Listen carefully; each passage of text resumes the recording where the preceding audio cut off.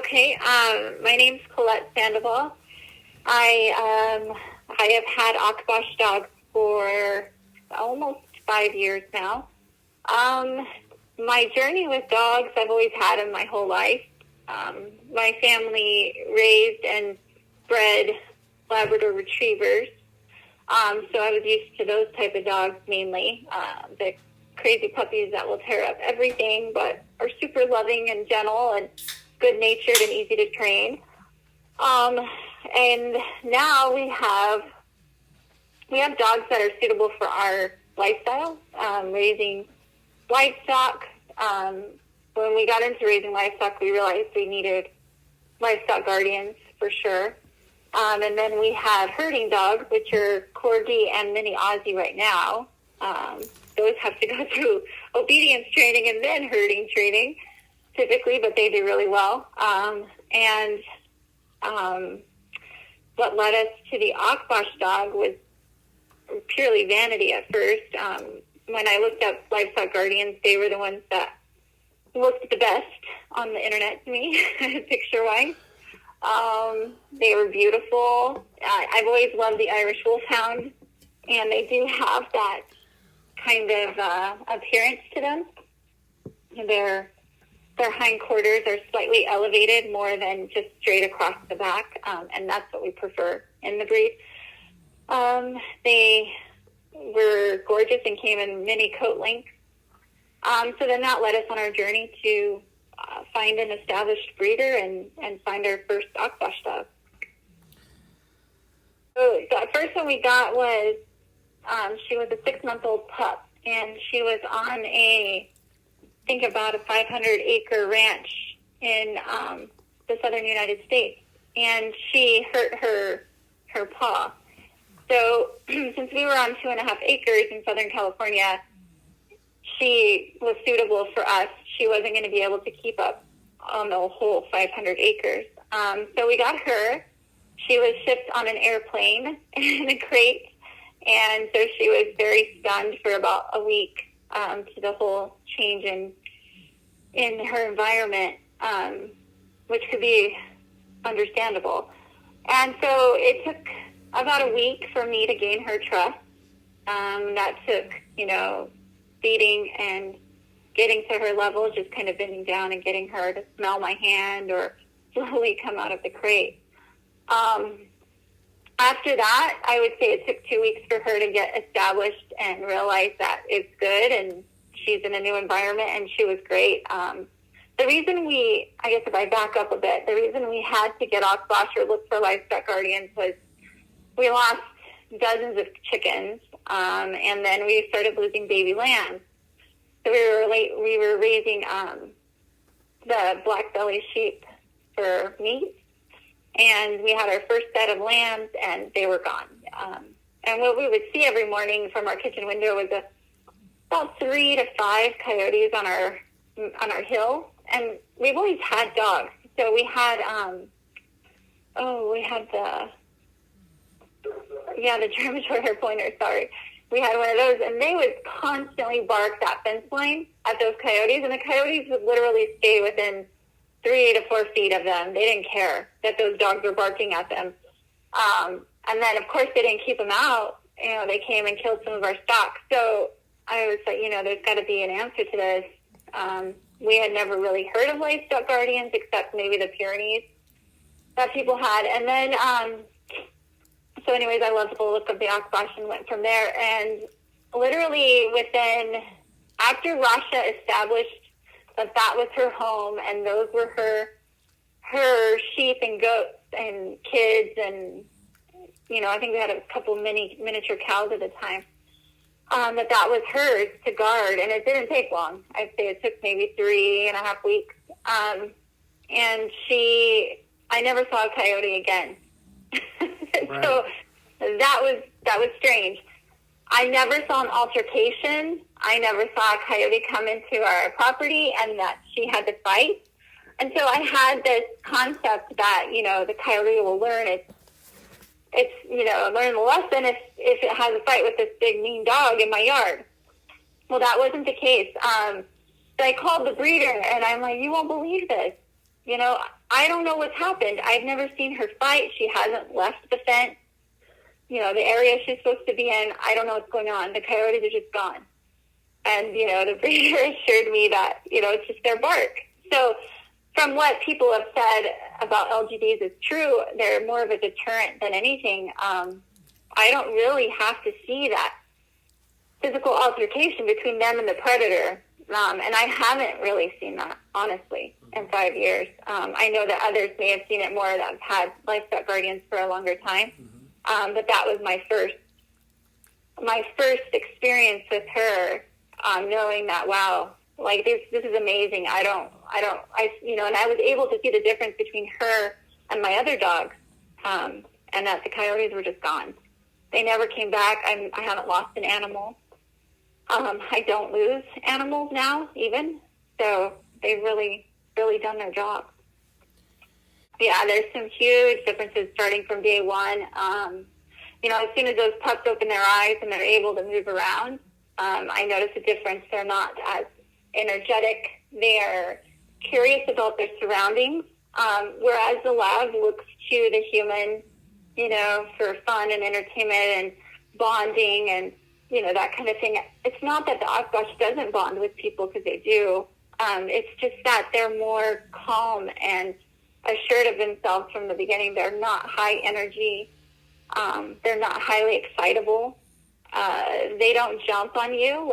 Even as pups, I have 3 kids who are out there constantly with our new pups, and they don't jump on you. I mean, they'll chew on your clothes and kind of play with you, but nothing like a lab would.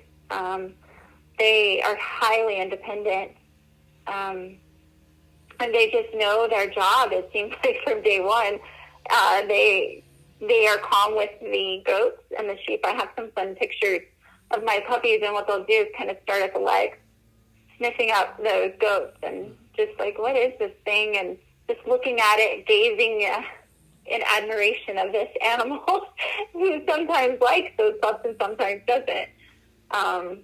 Another thing about the Akbash dog that I had to see to believe was when you have those dominant does in your herd,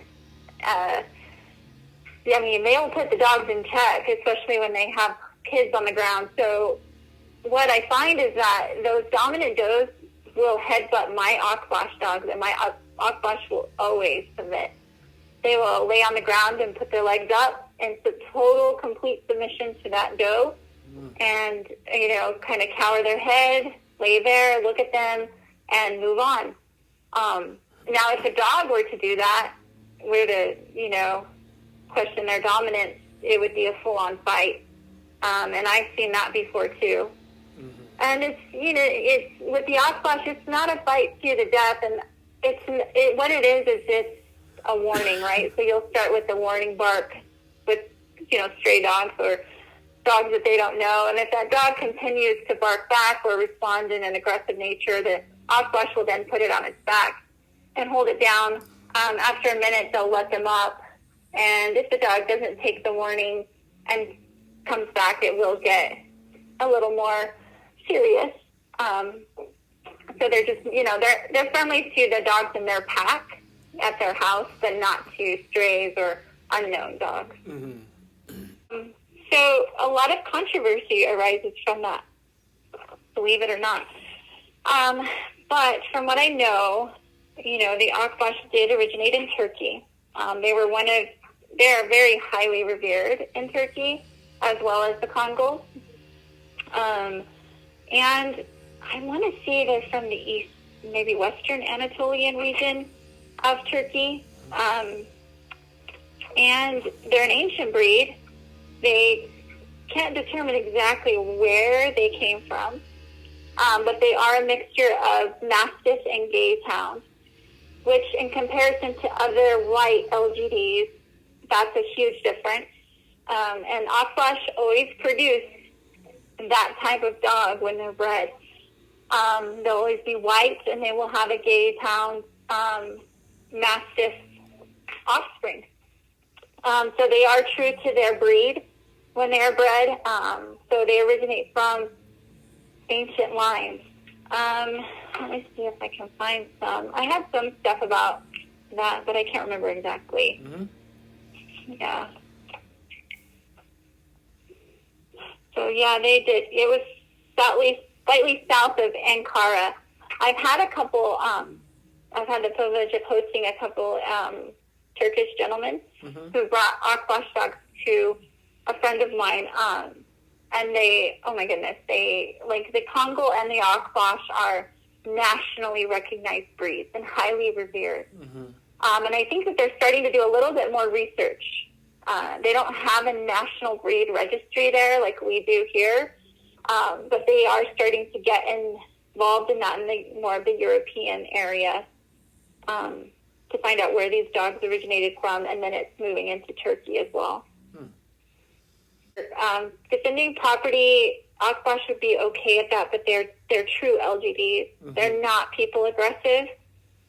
They will bark at a strange person, so it's hard because, and then they're super independent. So you're talking like, I'm going to train a dog who doesn't want to take my commands every second, right? I mean, she's going to sit if she feels like sitting that day, and then 5 minutes later, she's not going to sit. She's going to look at me like I'm crazy. So that, in comparison to like your Dobermans or your Rottweilers that are more guardian types, you can train them to do the attack if you want, or follow the command of not doing that. Akbash can't and don't usually do that. Now I know in Turkey they are looking at maybe breeding the Akbash to be more mastiff in appearance, if that makes sense. So what I've heard, and I don't have a lot of information to back this up except word of mouth and some pictures, that they're trying to get a product that would be able to fight other dogs in a way, or at least stand up to that. So like if you were to put them in a situation where they would be competitive.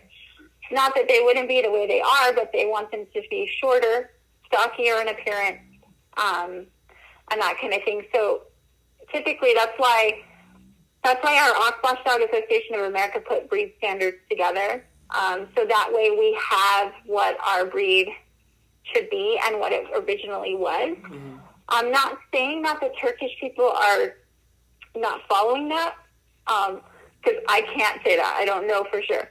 But I can say from what I've been told that they are breeding for a different look, if that makes sense.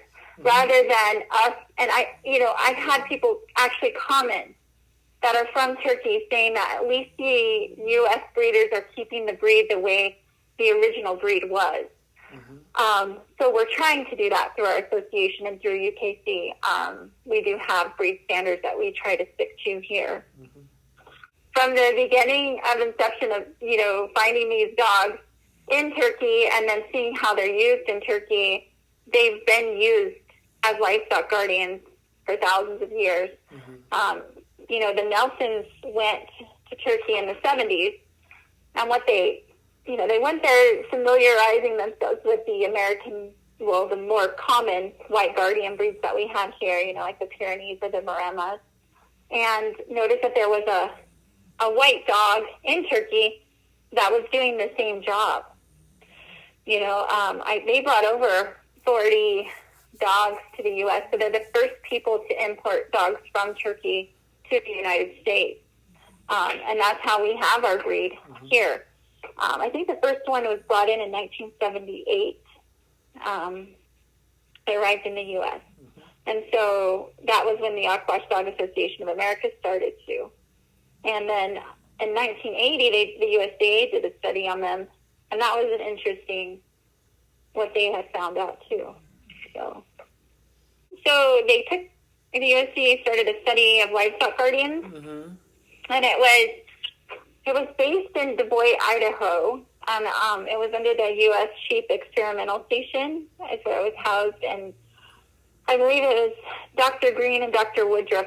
Now, when I talk about this, sometimes there's different views of it, but the Akbash dog scored high as far as staying with the flock and also being predator aggressive. They scored very high on that, and I think they looked at, let's see, there was 5 different breeds.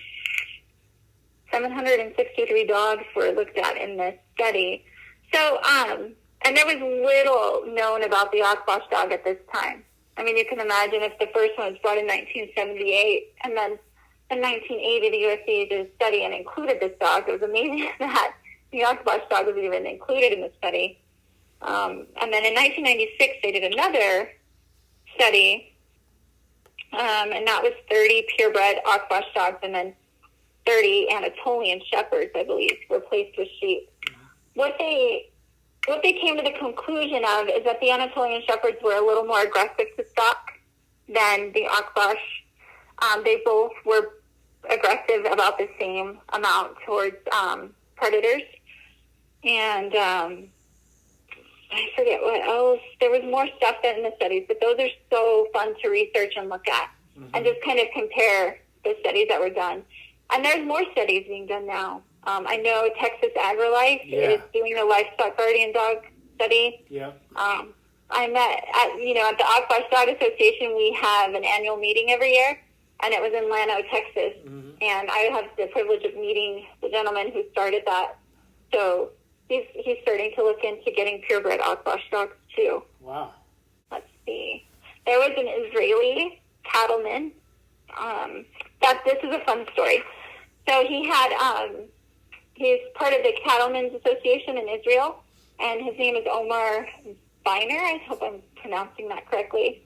But so he traveled to the U.S. looking for Akbash dogs because he had already Commodores, Pyrenees and Maremas. Excuse me, that is Pyrenees and Maremas. The Maremas, from his point of view, were too aggressive towards the vet and anybody who were giving vet care to these dogs. And then the Pyrenees were not predator aggressive enough. So that's why he came here looking for the Akbash dog. He was introduced to them. And so one story that he had of the Great Pyrenees was they befriended a wolf, a female wolf. Yeah. And they let her into the pack. Well, she didn't hurt the stock or anything. They got along just fine. It was on 350 acres or so. And she whelped a litter of 9 pups during that time. Well, she didn't do anything until they had pinned the calves during weaning, and she let her puppies and her go get some calves. And the Pyrenees allowed it. So you can imagine, as a cattleman, you can't lose those calves. Mm-hmm. So he also said that jackal was a problem out there, which was smaller than the wolf, but that the jackal was super persistent. It would come and find a calving mom, and she, they would just go after her, knowing that she was on the ground about to calve. The Pyrenees would run them off. Then the jackals would follow the Pyrenees back into, to where the mom was, the cow. And then they would just kind of give up after a few attempts at this. So I think he contacted the USDA in 1996 around there and brought his first Akbash dogs. I want to see the results of that. I've heard it's worked out very well. Mm-hmm. But I can't find any literature on it, any studies. So that would be an interesting follow-up to do. Yeah, no doubt. Yeah.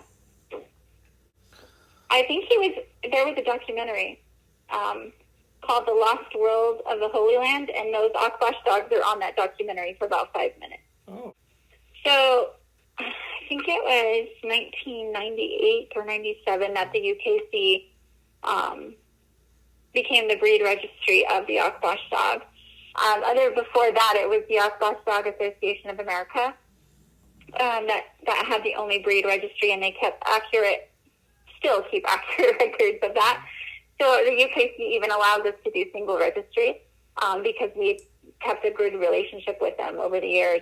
And the breed standards, I don't have them completely memorized. I know I told you the Gaze Hound Mastiff look is what you're going for in overall appearance.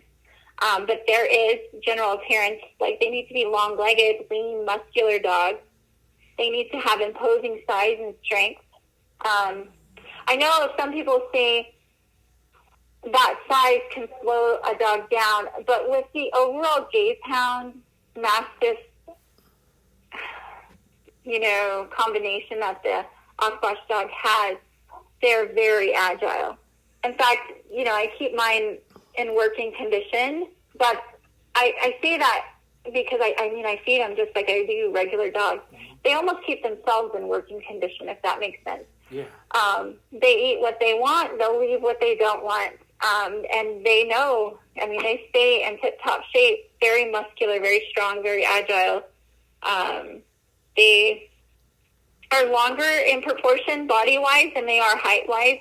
So you want them to be more rectangular, long, lean, and pretty solid in the front. So like in the front area, you want them wide and imposing, as far as their front appearance. Very angular in the rear.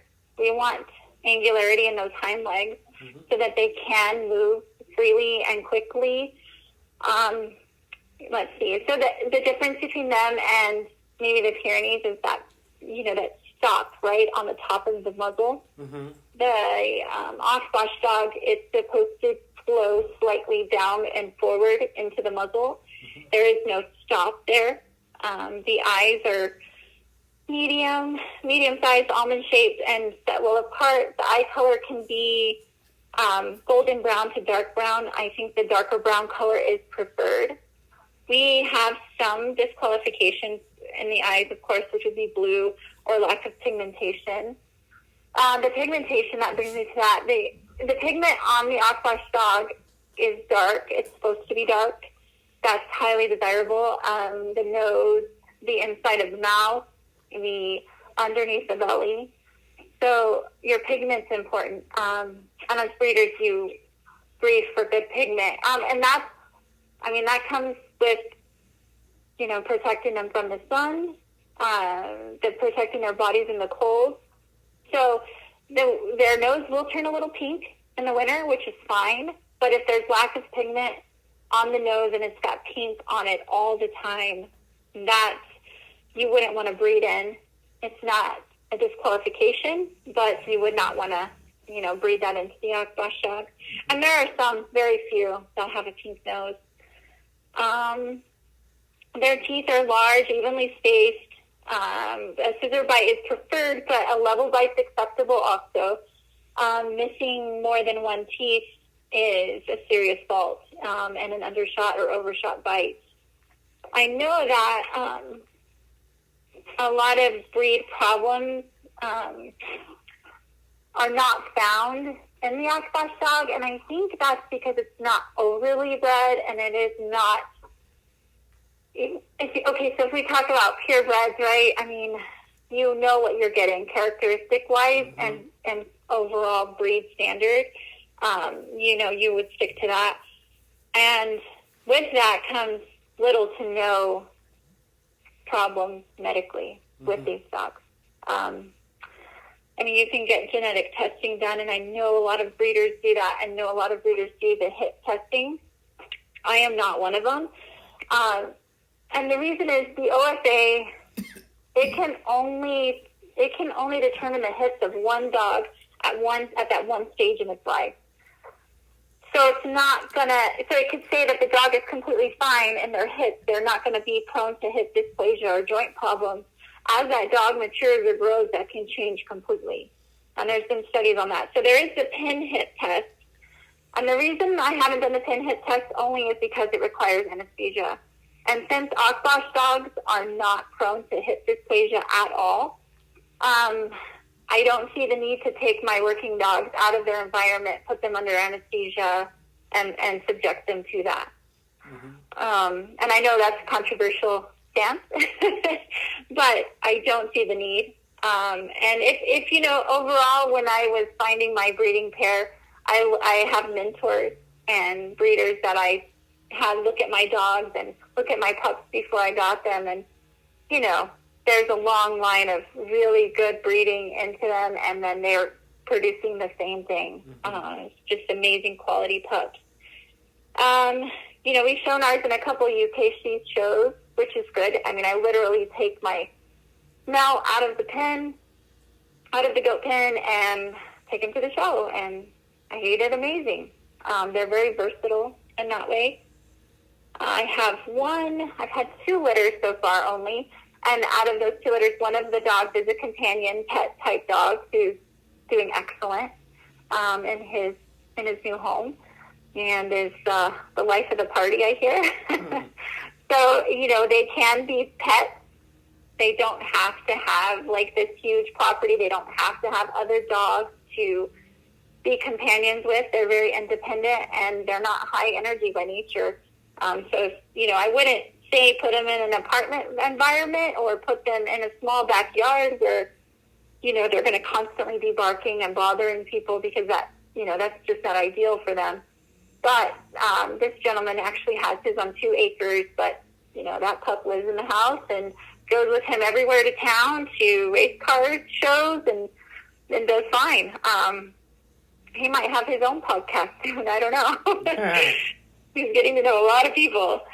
But I hope that kind of goes through the breed standard. If you have any other questions about that too, I can point you in that specific direction. They do come in different coat size lengths, medium and long. My female is really short, so I almost feel like there's 3 coat lengths in the Akbash dog, although it can vary from season, of course. My male, it would be considered medium to long coat.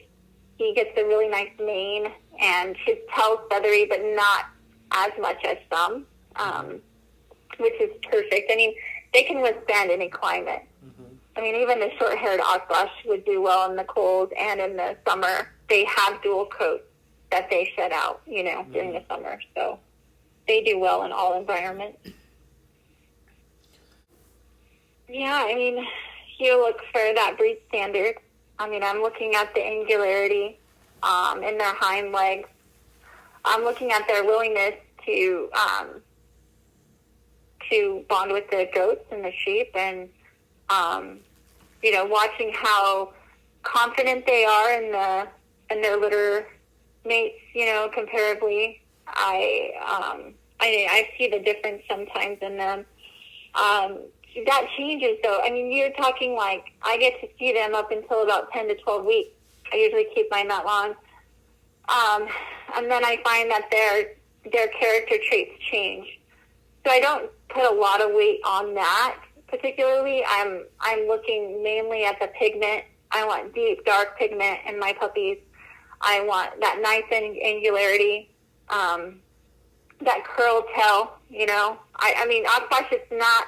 The tail, if it's sometimes more straight, it doesn't come all the way around the back. Mm-hmm. It's not a disqualification, although you want, that curled tail, which is typical to the breed. Those are the main things I look for. I like, the deep chest, moderately wide. I like the ribs well sprung from the spine and, flattened to form a deep body. Extending to the elbows. I look for those things. I also like the larger pup. My male is he's one of the larger Akbash dogs out there. He's about 120, 125 pounds, and he's 2 years old. From my research, Akbash dogs mature out at 4. Mm-hmm. So they take a little longer, although their personality it matures a lot sooner. My female, she's smaller. She's probably 85, 90 pounds. And that is something that I am careful about as a breeder, because that is the standard. The female is always smaller than the male. She's more defined in her feminine features. And that's a quality that the Akbash dog has too in their breed standards. And then, I like seeing on my pups, I have one that was super shy in his litter mates. If I was looking at this pup, I may not have kept him back. But he loved my kids. He loved to lay with the buck that I have. I had a Nubian buck at the time, and he loved to lay in the yard with him in the sun. And, he was overall a great, dog as far as if I wanted him to bond with the goats and the sheep and the kids. Mm-hmm. And then, I just thought, he's going to be amazing wherever he's at, but he's just not as assertive as his mom, which is sometimes typical between the male and female. Well, he went to his home in Oklahoma, and I got a call from his owner that one night, he was probably at this time maybe 8 months old, he was barking just uncontrollably, and it's a different bark, so they ran out to see what was going on, and the barn was on fire. Oh, wow. Yeah, so they had locked up the goats and everything in the hay barn for the evening, and it was on fire. And come to find out, a passerby had thrown out a cigarette into the hay pile. And so that's what had started the fire. And he alerted them soon enough to come and put out the fire themselves. They didn't have to call the fire department. But he was going ballistic, and that's what alerted him, alerted them to what was going on with him. And then I had another pup that went to its home close to here where we live, in Arizona, and he actually jumped through fences to run off a mountain lion from getting to the ram and his weather friend that were in a separate pen. So it was within the property, but he had to go over 2 gates to get to that ram who was getting attacked by the mountain lion. So the ram survived, and there is evidence of claw marks on his belly, but that's it. He's gone now. So he, that Akbash dog did his job that day. Mm-hmm. So those are neat stories I have, and so like I say, it's still hard to tell as a pup. Breed standard-wise, there are things I can look for that I would want to hold back and breed into them. But overall, sticking to the characteristics of the breed, they breed what they breed. Like, they have the same qualities and characteristics as the parents do. One thing that was interesting, too, is I found we recently bought pigs for my kids to show. And my female does not like the pigs. My female Akbash dog. Huh. Yeah, she doesn't like them. They look funny, they smell funny, they sound funny. And, I'm like, okay, Russia, why can't you... She's just solid overall. So whatever we bring in here, she'll bond to and protect, but not these pigs. So what I was looking at is when they were, like in ancient Turkey, they were raised to fight off bears, mm-hmm. right? And then bears have kind of not been as prevalent, and I think there were lions at the time too. And then it became more wolves and wild boars. So after doing research, I'm like, well, maybe that's kind of bred into her, keeping the wild boars away. I don't know. And then we also have javelinas here. And I think if a javelina came in, there's no way she would tolerate that. Mm-hmm. So my poor Russia, I've confused her completely with bringing these pigs in. So we've had them for a couple months, so we'll see. I'm hoping she'll start to bond to them. That's funny. Yeah. It's in her nature. Because it's true to its characteristics. Mm-hmm. It's true to what the original breed is and was. Everything that it was bred to do and research that was done on it, it performs above and beyond, what's expected of it. Like I said, it's you throw these dogs out in 200-300 acres, which I know people who have them and do, and they just perform beyond their expectations. So they are true to what they were bred to do. And the other thing, you're not training these dogs to guard. You're not training these dogs to guard livestock at all. I mean, my pups are with livestock from day one, which helps, because they know the smell, they know the sound, they're used to it. But naturally they've bonded, and they've formed themselves within this herd of goats or sheep or cattle, or I know they've been guarding even emus and ostrich. There was a fun study. I think it was Congos were guarding a cheetah, or something like that. I'll have to look into that. But it's just, I mean, they're just so versatile. Mm-hmm. They are so smart and versatile in their breed and in their characteristics to perform and have the traits that they were bred to have. Mm-hmm. I mean, I have the understanding that the Akbash dog and the Congo dog are national native Turkish breeds, highly revered by the Turkish people. In fact, so highly revered that they will not let us import them anymore. Mm-hmm. Right?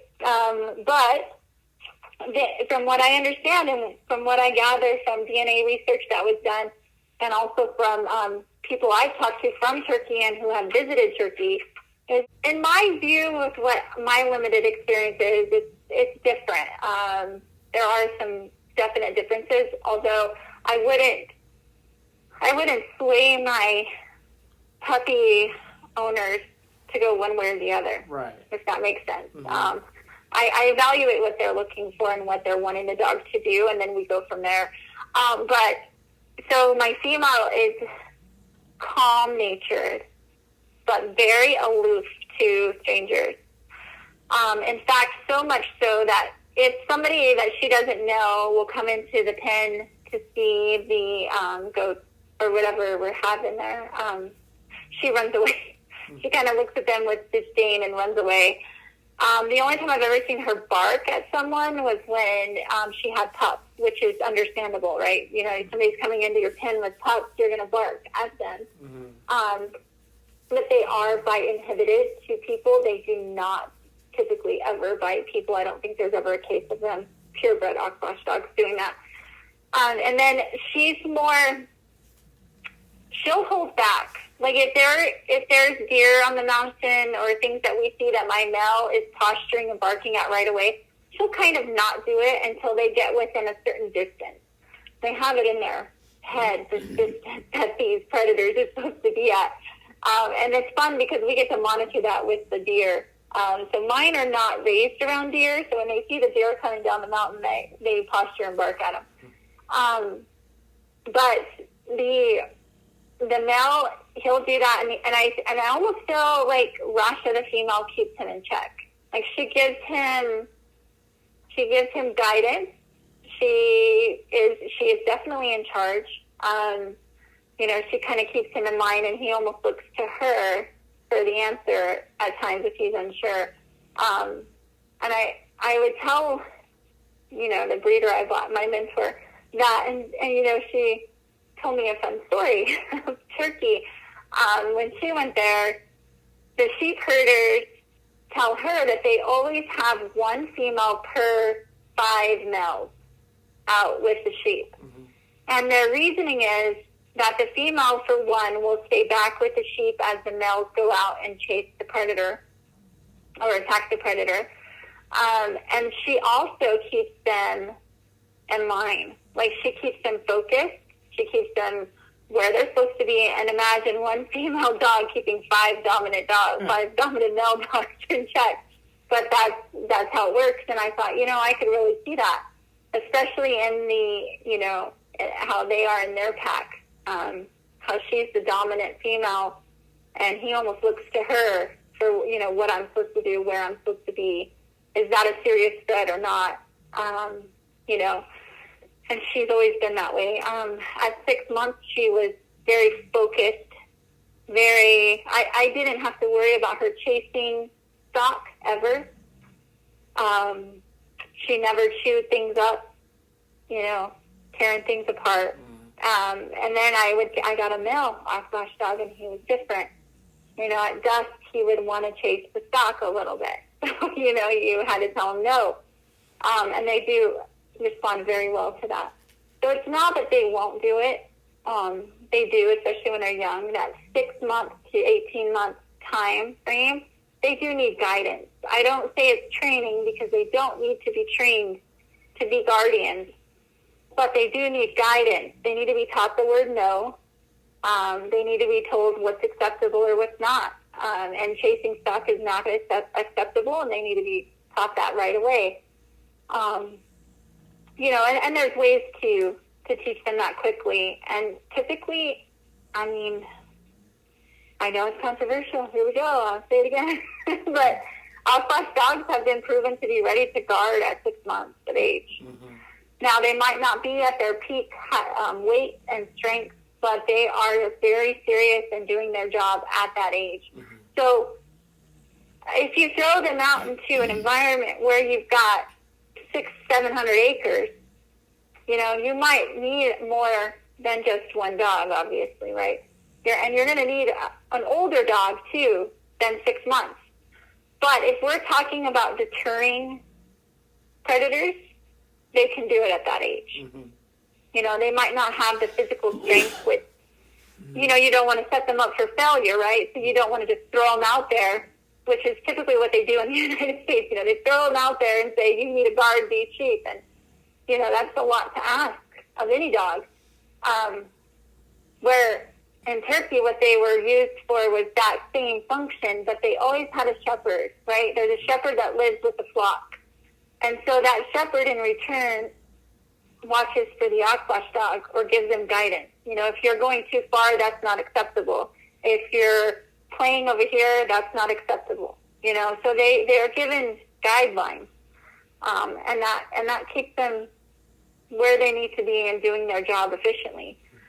I can say that there are Akbash dogs on hundreds of acres doing their job efficiently. So what we've done is we've asked them to do this and to protect this stock, and they are. Mm-hmm. And they're doing it phenomenally. I know that in Texas they're having problems with the black vultures, and the black vultures are not native to Texas. I think they came from South America, but don't quote me on that. But they came from somewhere else. And so what they're doing is they're attacking calves, live calves, and they go first for the eyeballs. Hmm. Yeah, so this is some research stuff going on, I think, you might be with the USDA or Texas AgriLife too. And so what they found out is there are certain LGD breeds that do not do well with flight predators. They could care less. Well, these Texans need something that works with flight predators. It's killing their calves. It's killing goats, live goats. So they brought in the Akbash dog, and sure enough, that Akbash dog does not allow flight predators into their domain and not around their stock. I watch it from my window every day. You know, there's some ravens that will go into the pen, and my Akbash dogs chase them out of the pen. So that's an interesting realization we have, you know, as far as researching these dogs and seeing what they're capable of. Mm-hmm. They do not like flight predators. I live on 15 acres in Central Arizona, and what I have is the whole entire property is not fenced, right? So I can't let my Akbash dogs completely out because I have neighbors. I'm not as rural as some people are. And I keep them in a separate pen with goats, probably about an acre they have. And there's horses, goats, pigs, when Rasha tolerates them. And what else do I have there? I have a goose. I have free-range chickens 24/7, and the free-range chickens go all 15 acres, you know. And I don't lose chickens. So just their bark alone keeps the coyotes out of our area. Mm-hmm. I don't have problems with them coming in, and I see the coyotes. I see them all over, but they don't come into our property, and they don't get our stock, not even our chickens that technically they could get if they wanted to. So it's amazing what a deterrent they are. And I try to tell people that. So, you know, you're talking like getting these dogs more involved in research studies and, you know, how we can save livestock. Because I know people are losing, you know, ranchers are losing stock, mm-hmm. and sheep producers. And so, you know, you can't make a go of it when you're losing 30-40%, you know. Mm-hmm. And that's during when you're birthing these animals. So when they put the Akbash dog with them, it makes their success rate go up to 95-100%. You know, they're not losing the stock like they used to. And so I think that these studies that they're doing is amazing. right? I mean, it's just showing what all these LGDs are capable of and how, really you can't be out there with a gun to get all the predators, right? You can't 24/7. And these animals, these dogs give you that peace of mind while you're sleeping, that your stock will be safe in the morning, it'll still be there. So that's an amazing feature of these dogs and what they can do. There's just no genetic diseases in these. I think one thing that some of us noticed from a particular line, because the lines are pretty far and few between, there was the demodetic mange. So it happened in some puppies, and it was from a particular line, and those puppies nursing on their mom were more susceptible to those mites, that particular mite. So that was interesting. But so what you do as breeders, you just don't breed those lines. Right. Because, that's something that's controllable and treatable, but, why would you breed that into your dog? But, typically you're not getting like the overshot or undershot bite. You're not getting deaf dog, blind dog. You might check with some of the long-term breeders. I don't think anybody has ever had a blue-eyed Akbash dog. That's a disqualification, but that would be worth researching. There's no epilepsy or heart disease in Akbash dogs. What else? They just don't have joint issues. We're not breeding for a specific look in these animals. We're breeding to the breed standard. So you're breeding good hips, good joints, nice angularity in those legs. So you don't have those ACL problems, with the straightness in the rear legs. But yeah, overall, the genetic diseases are just not there in the Akbash dog. They get high protein dog food with usually 2 raw eggs a day. My females get, my one female, I shouldn't say females, my one female, she gets extra vitamins and stuff she has whenever she is in heat or, about to have puppies. But that, it's pretty easy on what they eat. If I throw in that raw egg every day into their dog food, they're usually more than happy to eat it. They're not chow hounds by any means. They take time eating their food. So they're a little slower and meticulous about it. I'll have my female, she'll even bury it sometimes and unbury it later, even her whole bowl. So, yeah, especially if she's about to whelp some pups, I think, in the next 2 days. And she buries her bowl for later. That's interesting. Yeah. I've brought mine in before. They just walk right in and look around and turn around and walk back outside. That's mine. They're like, what are we doing in this place? But, the owner who has his as a pet, it's so fun because he sends me videos all the time on what Hub is doing. His name's Hub. Yeah, and Hub goes to the racetrack. Hub drives his Dodge truck. Hub gets a basket in the 4-wheeler and gets taken on rides everywhere. And I think he's getting almost too big, the basket. He just lays around the house. He plays with the house cat. There's one house cat that won't tolerate him, so he knows his boundaries with that particular cat. He is friends with a golden retriever who comes to visit him, and is afraid of a little chihuahua that comes to visit him. But he's still a pup, so that could change. He's learning. He's learning his environment. He's learning that there's strange dogs coming in and out all the time.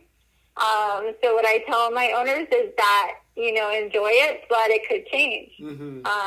He may be less accepting of that once he is fully confident and independent in where he's at, and this is his territory, and this is who he is. That can change. So, I think the fun thing about Akbash dogs is they can know when another dog is trying to establish dominance or not. Like if this golden retriever is probably not going to be a threat. And they'll probably always get along. If that golden retriever decides one day that, he wants to be the dominant dog around, the Akbash dog will take care of that first time, every time. But there are other dominant breeds that they may not interact well with at all, ever. Because they do require dominance. And I've seen it. My female required dominance over my German Shorthair Pointer female. And that was an everyday occurrence. Now, there wasn't blood involved. I didn't get to that point. But my German Shorthair Pointer just wasn't going to give up that dominant position easily. So she, my female Akbash dog required it and got it within about a week and a half. So, they do require that. And people look at it as something really bad or negative. I look at it as maybe establishing that in the pack so that they all mesh well together and they know their position. And then they can confidently move along and in that pack and, and work well together. And that's what I've noticed with my Akbash dogs. Now, I've only owned two. I've only owned a male and female pair. I keep it pretty small. Yeah, on my pack. And we only have 15 acres. So 2 is more than does the job for us. Right. Yeah.